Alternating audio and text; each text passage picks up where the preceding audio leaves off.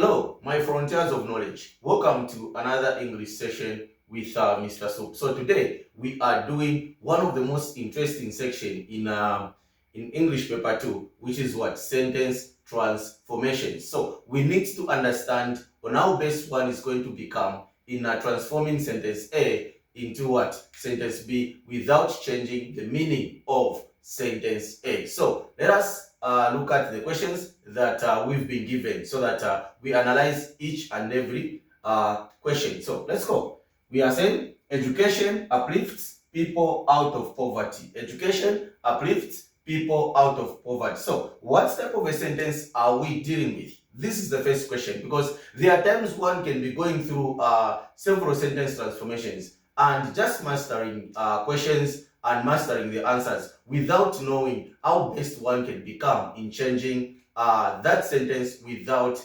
what? Sticking to the same meaning of the sentence without changing it. So what form of a sentence is this one? So this sentence, if they are saying education uplifts people out of poverty, this simply means that this sentence is in what? Is in what? Active form. So we are going to transform from active form of a sentence into a what? A passive form of a what? A sentence. So how is this sentence going to be? So we are saying people, we are going to say people are what? Are uplifted. So from uplift to uplifted, okay? People are uplifted. We are going to say people are uplifted, okay? Out of okay?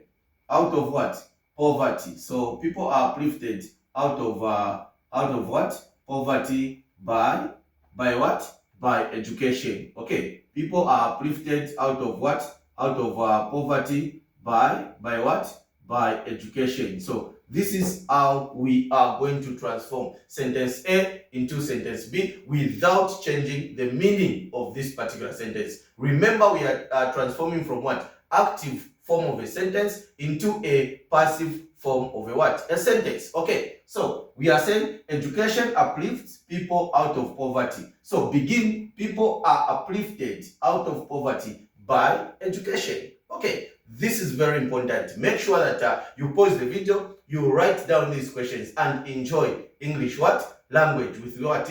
Mr. Soup. So let's go and check sentence or question 2. Okay, let's go. Blood consists of red cells, white cells, platelets, and plasma.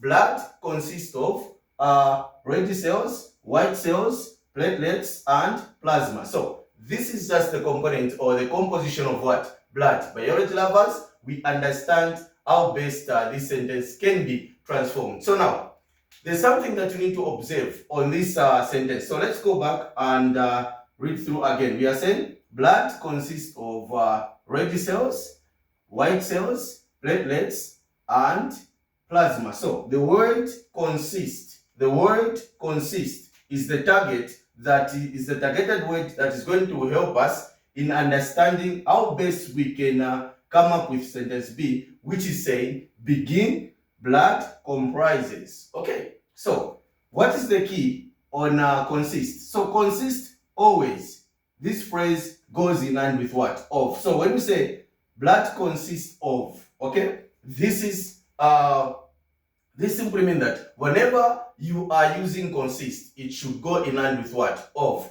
But when you talk about blood comprises, you are not supposed to repeat the use of what? Of again. You just have to say blood comprises, okay? Then you begin by saying blood comprises, okay? Red what? Red cells, okay? Red cells, comma, okay? Blood comprises red cells, comma, white what? White what? White cells, okay? Again, comma, then we are going to say platelets, okay? Platelets, okay?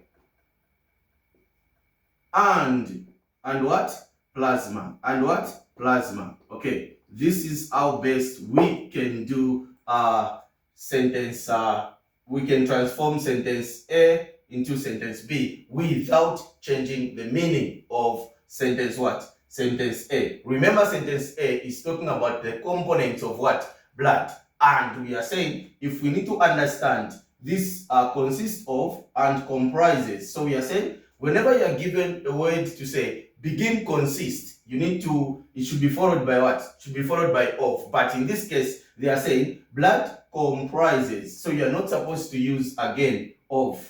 You are just supposed to say blood comprises red cells, white cells, platelets, and plasma. Full stop. So this is how best we can transform question number 2. Let's go to question number 3. Hope you are going to pause this video and you are going to write down these questions. Then you try to go through. Okay, this is English session with Mr. Soup. Let's proceed.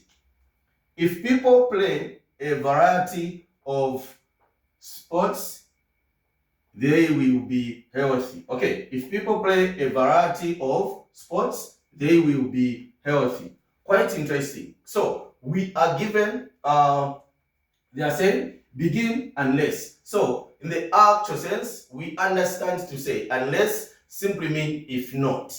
Unless simply mean what? If not. So when you say unless, this simply means that the end of the sentence, or how is the sentence going to end? It will end by maybe stating a negative, or by giving a negative what?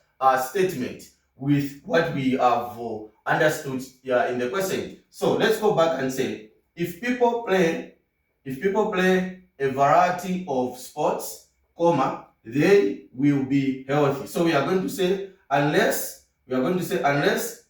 people play, okay, we are saying unless what? We are going to say unless people, so we are going to say unless people play a variety of sports, okay, a variety of sports, comma, we are going to say they will not be, okay, they will not be. So we are going to say they will not be healthy. So this is the key to this particular sentence. So we are saying unless, so the key part of this sentence is that at the end of the sentence, we are now saying after a comma, this is a negative statement.